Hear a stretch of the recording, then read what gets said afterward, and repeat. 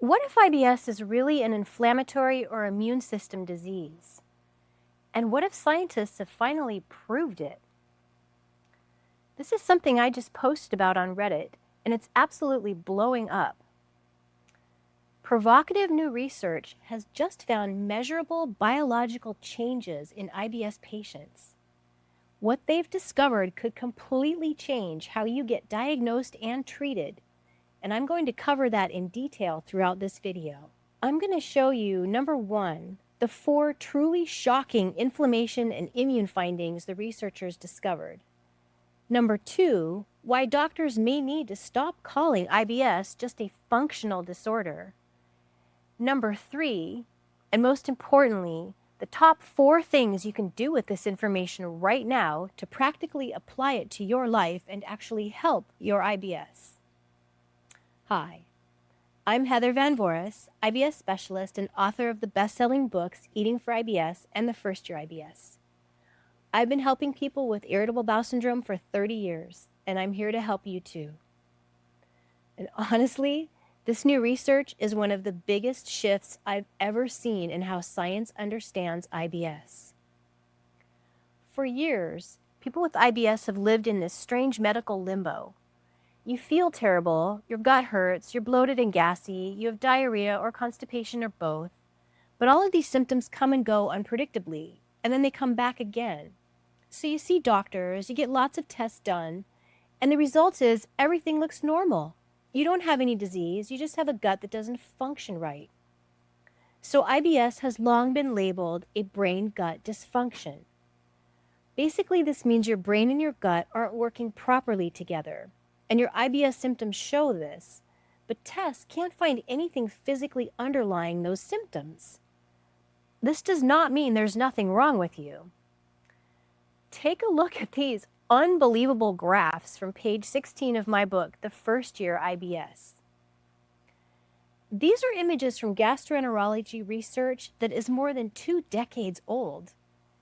They show the difference between an IBS gut and a normal gut before and after a meal.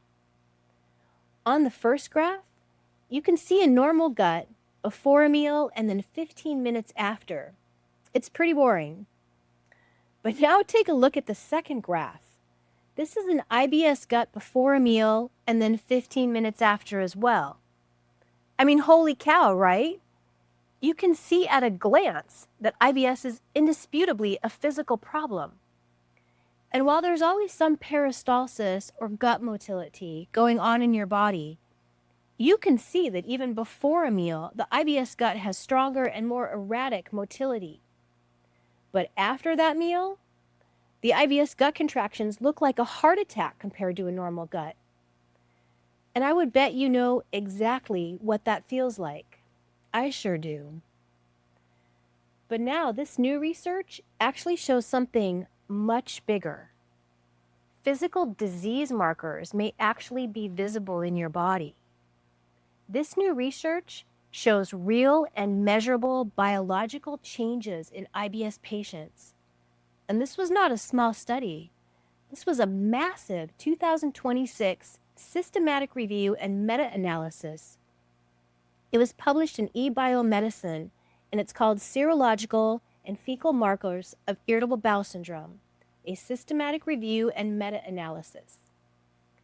These researchers reviewed 124 studies involving nearly 27,000 people. That included almost 15,000 IBS patients, over 7,500 healthy controls, and thousands more people with digestive diseases like Crohn's and ulcerative colitis. And after reviewing all this data, researchers found something extremely important. First on our list here, there were 4 truly shocking and measurable inflammation and immune differences in IBS patients compared to healthy people. That's a huge deal. Because for decades, we've been told if you have IBS, it means we can't find anything physically wrong with you from test results. But now researchers are saying, actually, we can. Number 1, their first big discovery here involved inflammation. The study found that IBS patients often had elevated inflammatory markers in their blood. specifically things called cytokines. Don't let that word scare you. Cytokines are basically just chemical messengers your immune system uses when the body senses irritation, infection, or danger. The researchers found several inflammatory cytokines were significantly higher in IBS patients. Okay, this does not mean that IBS is the same thing as an inflammatory bowel disease like Crohn's or ulcerative colitis. Those diseases involve major inflammation and visible tissue damage. IBS is not that. But the research did find a second shocking discovery. Number 2 here, IBS may involve low-grade inflammation happening beneath the surface. This is almost like your immune system is constantly irritated or activated. And honestly, I think a lot of people with IBS will hear that and immediately think, yep, that's exactly what it feels like. Because IBS doesn't feel normal.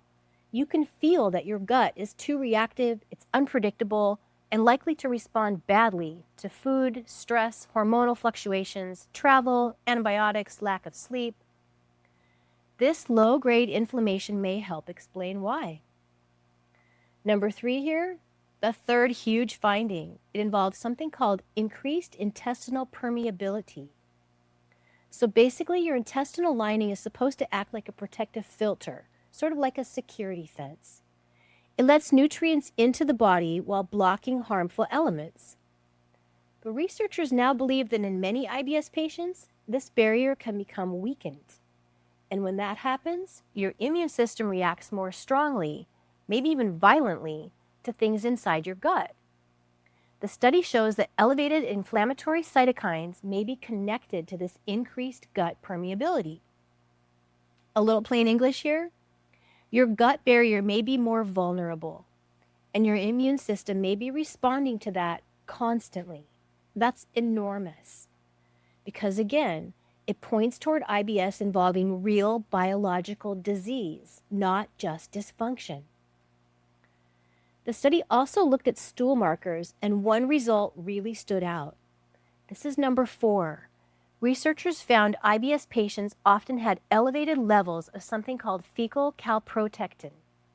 This is a marker doctors already use to detect inflammation in digestive diseases. Now, the levels in IBS were still much lower than in inflammatory bowel diseases like Crohn's or ulcerative colitis, but they were significantly higher than in healthy people. That really matters, because for years, IBS has been treated as if inflammation wasn't a part of the picture at all. And in fact, tests that showed anything inflammatory were basically used as a reason to preclude IBS as a diagnosis. But now, the researchers are finding that some IBS patients may actually exist in an inflammation gray zone. It's not severe disease, but it's not completely normal either. And the study found something interesting specifically in diarrhea-predominant IBS. Those patients showed especially strong immune and inflammatory patterns. The researchers even found lower albumin levels in IBS diarrhea patients. Albumin is a vital protein produced by the liver that's essential for maintaining fluid balance in the body. Lower levels of albumin can happen with chronic diarrhea. So again, this is a measurable physical change, not a dysfunction. And there was one more part of the study that focused on post-infectious IBS. This is when IBS begins after food poisoning or a stomach bug. And this is so common. I constantly hear from people who say, I got sick once, years ago, and my digestion was never the same again. This now makes sense, because the researchers found that infections may permanently affect the gut microbiome, immune function, gut sensitivity, and your intestinal barrier. This may actually be one of the clearest clues that IBS has a biological basis. Because if one bad tuna fish sandwich can trigger lifelong IBS symptoms, that tells us that something physical has changed. Now, here's where this gets important in terms of real-world applications to your life and living with IBS. Right now, IBS is still diagnosed mostly by symptoms using guidelines called the Rome criteria.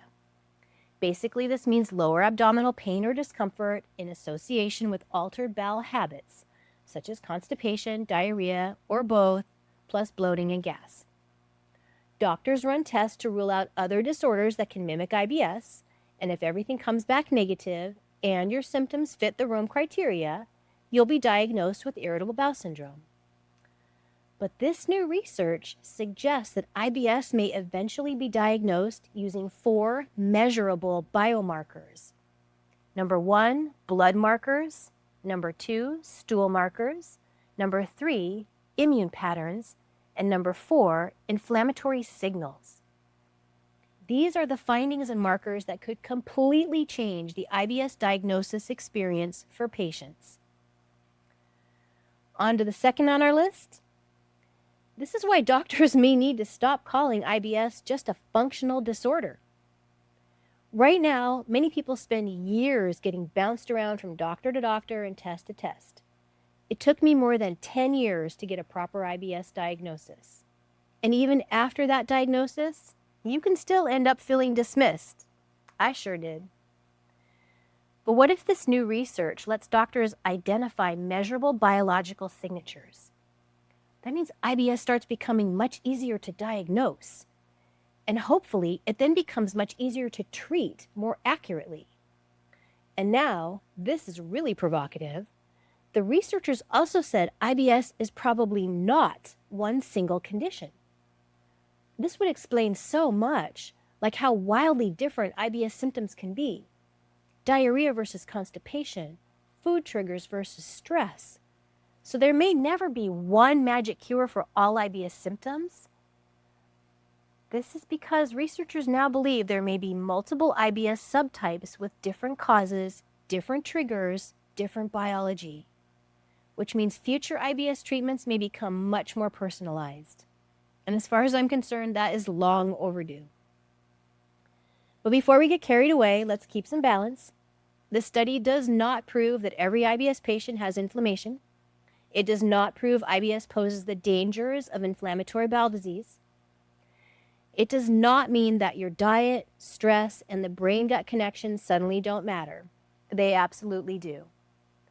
The gut and nervous system are deeply connected, and the brain-gut axis plays a huge role in digestive health for everyone, not just people with IBS. But what this study does say is this. IBS appears to involve measurable biological changes that researchers can now detect. And that challenges the prevailing theory that IBS is just a dysfunction and not a disease. In fact, the researchers literally said that these findings, quote, challenge the traditional view of IBS as a purely functional disorder. That sentence is massive. Because once medicine can start identifying measurable biological features that underlie a condition, everything changes. Research changes. Diagnosis changes. And treatment changes. Third on our list now, and most importantly, there are 4 things you can do with this information right now to practically apply it to your life and actually help your IBS. So how do you start? Number 1, protect your gut barrier. That means avoiding the things most likely to irritate an already sensitive digestive system. For many people with IBS, that includes high-fat foods, alcohol, caffeine and coffee, huge meals or fasting then binging, too much insoluble fiber, unnecessary antibiotics, and chronic stress overload. Number 2, reduce inflammation naturally wherever possible. That means getting enough sleep, calming your nervous system, a diet foundation of slowly fermenting prebiotic soluble fiber foods, staying hydrated, and stopping IBS flares quickly so your gut gets out of the dysfunctional motility patterns. Number 3 here, take food poisoning seriously. A lot of IBS is post-infectious. If you get a stomach bug, food poisoning, or traveler's diarrhea, your gut may need extra recovery support afterward to make sure a temporary crisis doesn't turn into a lifelong health problem. And number 4, let me help you. This is what I've been doing for the past 30 years with my best-selling books and at the enormous resource of helpforisbs.com. I give you a link in the pinned comments and description below to my Getting Started page where you can find the shortcuts to the fastest ways to stop IBS attacks right now so you can get stable and stay stable. You can also get the printable IBS diet cheat sheet and sign up for my daily IBS newsletter on Substack with over 65,000 subscribers. So this was some pretty groundbreaking research we just covered. But there's actually been more provocative news about IBS lately. Have you been following a low FODMAP diet? You might want to watch my next video right here. And as always, please know you are not alone.